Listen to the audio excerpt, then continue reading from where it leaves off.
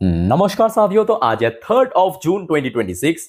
दोस्तों, बहुत सारे जियोपॉलिटिकल इंसिडेंट और उसका परिणाम मार्केट आज कुछ इस प्रकार की देखने को मिला।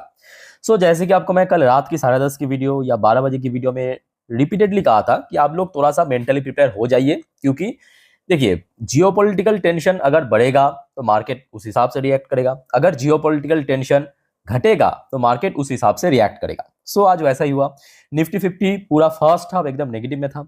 उसके बाद ऐसा नहीं कि पॉजिटिव में पहुंचा, बट काफी बेटर पोजीशन पे आज क्लोजिंग दिया है। मतलब एटलीस्ट कोई सपोर्ट लेवल को तोड़ा नहीं है। 23,405 पॉइंट पे, मतलब 400 के ऊपर होल्ड करते हुए क्लोजिंग दिया 0.33% ड्रॉप के साथ या गिरावट के साथ।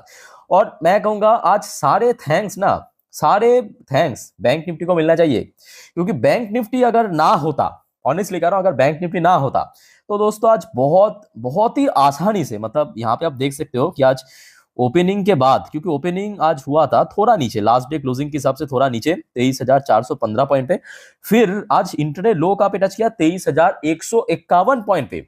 आज अगर बैंक चलता नहीं ना, क्या होता पता है, लगभग 23,000 की बॉर्डर लाइन पे आज निफ्टी क्लोजिंग देता। और बैंक आज चल गया। और चला मतलब क्या पता है, ऐसा नहीं कि बैंक बहुत अच्छा था, नहीं, पूरा फर्स्ट हाफ बैंक भी नीचे था।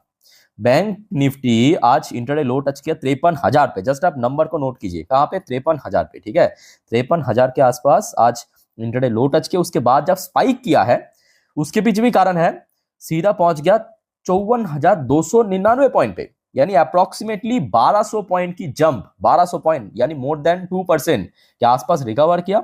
और अल्टीमेटली क्लोजिंग दिया बैंक्स के लिए जो क्रूशियल लेवल 54,000, उसको क्रॉस करके 54,185 पॉइंट पे, लगभग 0.88% गेनिंग के साथ।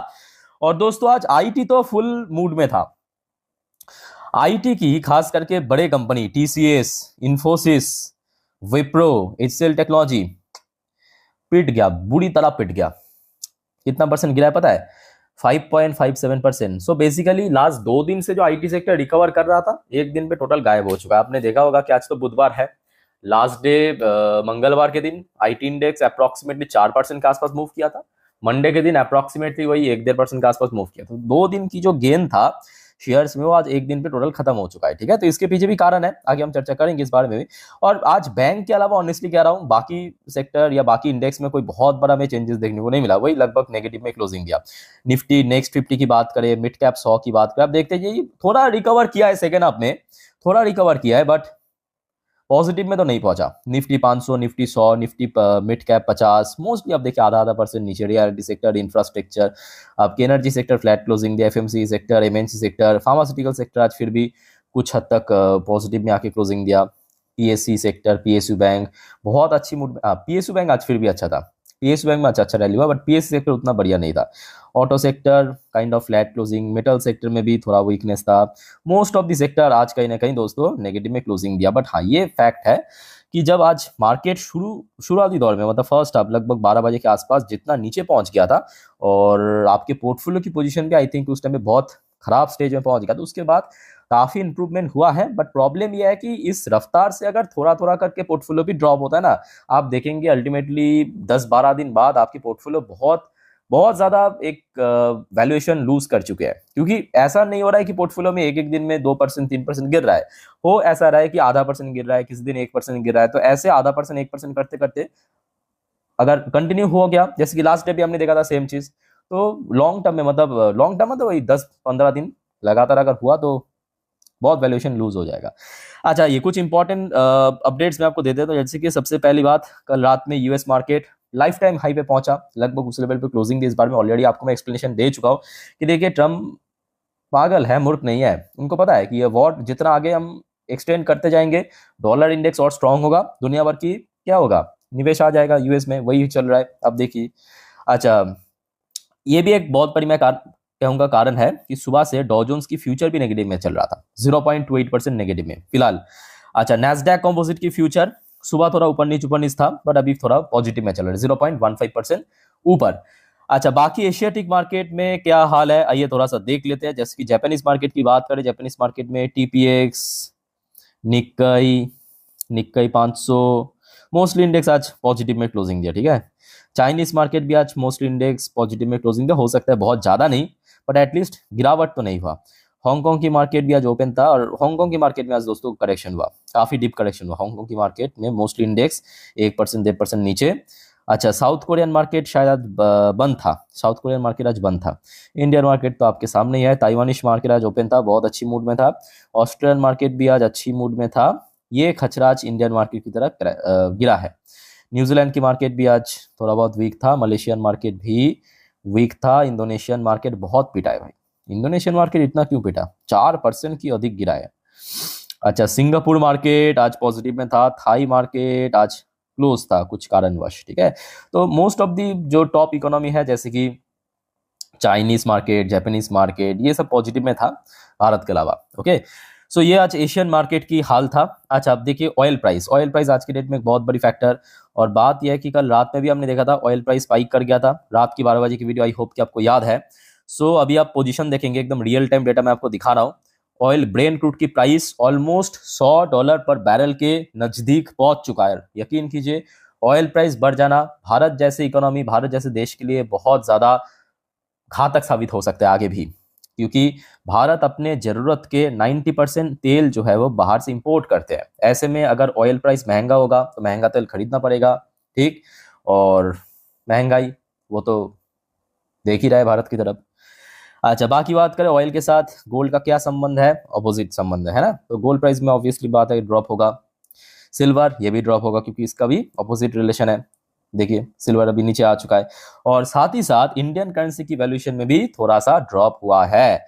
कल हमने देखा था 95 के ऊपर जरूर था, बट 95.3 के आसपास था 2 जून, और अभी आप देखेंगे 95.65 पे पहुंच चुका है 1 USD के अगेंस्ट में, यानी प्राइस बढ़ गया, वैल्यूएशन लूज कर गया।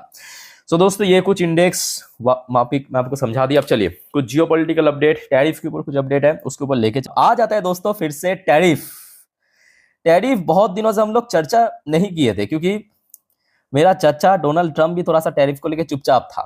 ये आज सुबह की अपडेट है, तो आपको अभी समझ आएगा कि भारत, इंडोनेशिया, थाईलैंड, ये सब जगह की मार्केट में क्यों गिरावट हुआ। ध्यान से समझना, यूएस डाल दिया है 12.5% की टैरिफ भारत के साथ टोटल, और 59 देशों में, मतलब टोटल 60 देशों में, 60 देशों के ऊपर, जिसमें भारत भी इंक्लूड है। और कॉस्ट बताया ओवर फोर्स लेबर। अच्छा, मैं आपको थोड़ा सा आर्टिकल पढ़ के सुनाता हूं, और भी कौन कौन से देश है इस लिस्ट में मैं आपको बता देता हूं, तो थोड़ा पेशेंसफुली सुनिए, क्योंकि देखिए क्या है कि आर्टिकल थोड़ा सा बोरिंग लगता है, बट यहां से आपका एक्चुअल इन्फॉर्मेशन मिलेगा, ठीक है। तो मेरे साथ बने रहिए। देखिए, the office of the United states trade representative यानी USTR has proposed additional tariff. इस वर्ड को नोट करना, ये क्या टैरिफ है, ये एडिशनल टैरिफ है। एडिशनल टैरिफ मतलब जो एक बेस टैरिफ है 10%, वो नहीं, एडिशनल टैरिफ 12.5% की ऑन इंपोर्ट फ्रॉम 60 इकोनॉमिक्स, जिसमें कौन कौन से देश शामिल है, भारत तो है ही, चाइना भी है, इवन यूरोपियन यूनियन भी है, जापान भी है। After reconcluding that the fail to impose effectively enforce prohibition on goods made with forced labor।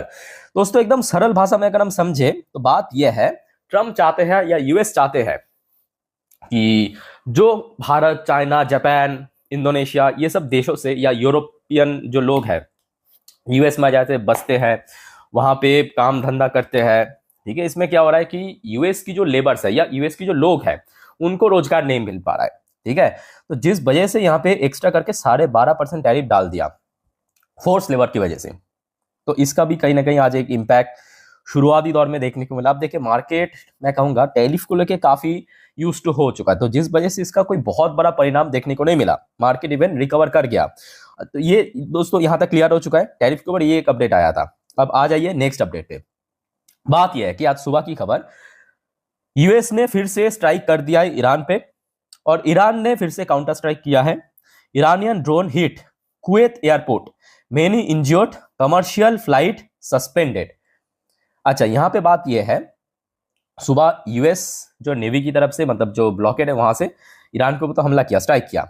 अब ईरान ने क्या किया, कुवैत में जो यूएस की मिलिट्री बेस है, ठीक है, उसके पास जो कुवैत की एयरपोर्ट था, इसको एक्चुअली यूएस की जो मिलिट्री बेस की जो मिलिट्री है वो यूज करता था, वहां से फ्लाइट लेता था या ड्रोन को चलाता था, जिस वजह से कुवैत की जो एयरपोर्ट है उसको इस बार ईरानियन ड्रोन ने निशाना बनाया। समझ आ चुका है। और समझ सुनने को आ रहा है कि उसके बाद काफी लोग इंज्योर्ड भी हुआ, और यही फैक्ट है, यही वजह है कि ऑयल प्राइस आज और बढ़ गया है। तो आपको समझ आ रहा है कि क्यों ऑयल प्राइस इतना बढ़ गया, उसके पीछे रीजन यही है, क्योंकि वॉर दोस्तों बस ऐसे ही, मतलब कह सकते हो कि ये जो सीज फायर है बस ऐसे ही दिखाने के लिए सीज फायर चल रहा है, बट अल्टीमेटली कभी कभी यूएस स्ट्राइक कर रहा है, कभी ईरान काउंटर स्ट्राइक कर रहा है, और जिसका परिणाम मार्केट आज इस प्रकार के देखने को मिला। अच्छा, फिर आ जाइए आपके ईरान की तरफ से वार्निंग दिया यूएस को कि every attack will be meet with a deluge of missile against fresh strike. जो यूएस की तरफ से आज सुबह फ्रेश स्ट्राइक किया गया, उसके बाद ईरान की तरफ से धमकी दिया, ये तो इसके पहले भी काफी बार हो गया। आज उसके बाद डोनाल्ड ट्रम्प आ जाते हैं इस स्टोरी में एंट्री। ये आज दोपहर नहीं, सॉरी, अभी कुछ टाइम पहले की अपडेट है, 4:09 की अपडेट है। Trump claim Iran has agreed not to pursue nuclear weapon. तो ट्रम्प तो क्लेम बहुत कुछ कर रहा है, अब ट्रम्प क्लेम कर रहा है मतलब वो 100% सही है, ऐसी भी बात नहीं है, इसको आप 50% सही या 50% फॉल्स कह सकते हो, ठीक है। तो ट्रम्प ने अब फिर से वही चीज कह रहा है कि ईरान ने एग्री कर लिया कि ईरान कभी फ्यूचर में न्यूक्लियर वेपन नहीं रखेगा, कभी न्यूक्लियर प्रोग्राम पे काम नहीं करेगा। सो बेसिकली यही जो ट्रम्प अक्सर कहता है वही कहा। तो बेसिकली आज की डेट में फिर से एक तरफा आप कह सकते हो, मतलब ऑफिशियली हो सकता है कि फुल फ्लेज वॉर शुरू नहीं हुआ, जैसे कि मार्च में चल रहा था फुल फ्लेज वॉर, वैसा नहीं हो रहा है, बट पार्शियल वॉर दोस्तों फिर से शुरू हो चुका है। इतना तो आपको भी समझ आ चुका है, उसका परिणाम मार्केट में इस प्रकार की देखने को मिला। अच्छा, मार्केट क्यों रिकवर किया ये देख लेते हैं। मनी कंट्रोल की तरफ से कुछ फैक्टर मेंशन किया है, फटाफट पॉइंट हम नोट करेंगे। जैसे कि सबसे पहला फैक्टर मेंशन किया वैल्यू बाइंग, मैं कहूंगा बात काफी हद तक सही है। Easing volatile index, VIX index में थोड़ा सा ड्रॉप हुआ, और की सपोर्ट लेवल, मैं कहूंगा ये सबसे इंपॉर्टेंट है। टेक्निकल जो आज सपोर्ट लेवल था उसको आज ब्रीच नहीं किया, तोड़ा नहीं है, और उसके साथ साथ उसके ऊपर आके, मतलब काफी ऊपर आके क्लोजिंग भी दिया, ठीक है। तो कुल मिला के आज फिर से जियोपॉलिटिकल टेंशन बढ़ने लगा, और बैंक निफ्टी भी यहाँ पे रिकवर हो गया, शुक्र है, अदरवाइज मार्केट आज काफी गिर सकता था। सो फिलहाल दोस्तों आगे और भी कुछ जानकारी मिला तो जरूर मैं आपको इन्फॉर्म कर दूंगा। सिर्फ आप चैनल को सब्सक्राइब करके रखिए अगर आपने नहीं किया तो, और कोई आपका कंफ्यूजन है, डाउट है, कमेंट करके पूछिए। वाइंड अप करता हूँ वीडियो को। टेक केयर, बाय बाय, जय हिंद।